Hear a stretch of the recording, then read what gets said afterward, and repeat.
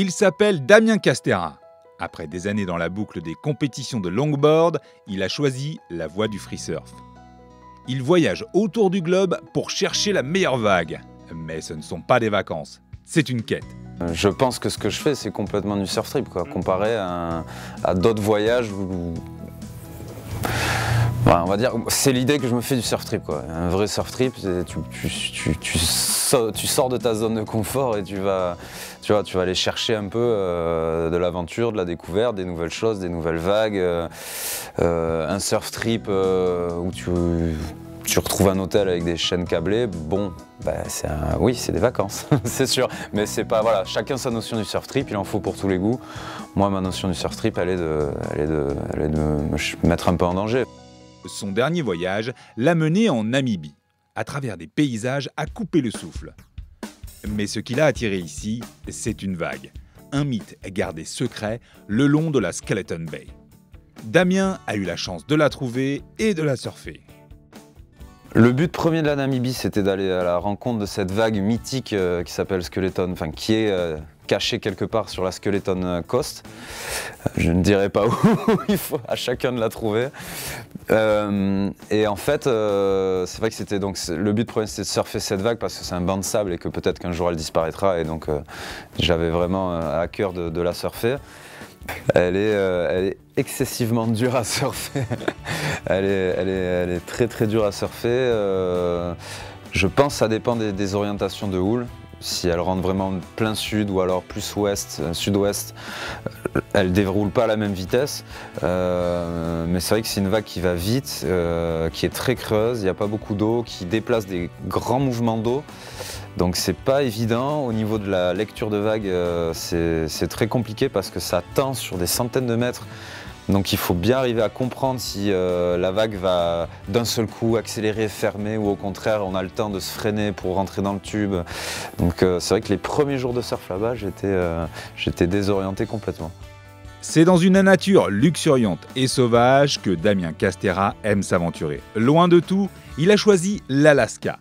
C'est une autre définition du voyage, un retour à l'essence de l'homme. Si je peux me fondre et me dissoudre dans la nature, c'est quelque chose qui me plaît bien. C'est des choses qu'on a peut-être un peu oubliées, ça nous ramène un peu à l'essentiel en termes de vivre et de survivre, et un rapport avec la nourriture, un rapport avec le temps, un rapport avec comment s'occuper sans Facebook et sans Instagram, rompre un peu avec notre quotidien et rompre un peu avec notre routine d'animal bipède connecté en permanence. Donc il n'y a pas mieux que l'Alaska pour ça. Mais l'aventure, ça se partage. Damien Castera repart pour un nouvel épisode dans les mers du golfe d'Alaska, mais cette fois-ci du sommet du Ridge of Dream Icefield jusqu'à l'océan, accompagné de son binôme Mathieu Crépel, champion du monde de snowboard. Ils vont suivre le parcours de l'eau de sa source à l'embouchure. Cette expédition se nomme Odyssea et elle va durer 2 mois. On fait 3 environnements différents, donc on a toute une partie en haute montagne, une partie en rivière et une partie à l'océan. Donc là, au niveau de la logistique, c'est compliqué. Au niveau de l'itinéraire, c'est compliqué. Au niveau de l'équipe qui est technique, qui va être beaucoup plus grosse, on part à 7. Donc on sera quand même une bonne équipe. On se fait déposer par un petit avion, un bush pilot qui nous dépose sur un glacier. Sur ce glacier, on construit un camp de base. Où on va essayer de passer, il nous faut à peu près 5 jours, 6 jours de créneaux pour faire ce qu'on veut. De ce camp de base, on a des splitboards, donc des snowboards qui se divisent en 2 pour faire du ski de rando. On peut partir, on fait des ascensions, on descend, on fait plusieurs ascensions et plusieurs descentes. Et après, à la fin, on descend jusqu'aux rivières.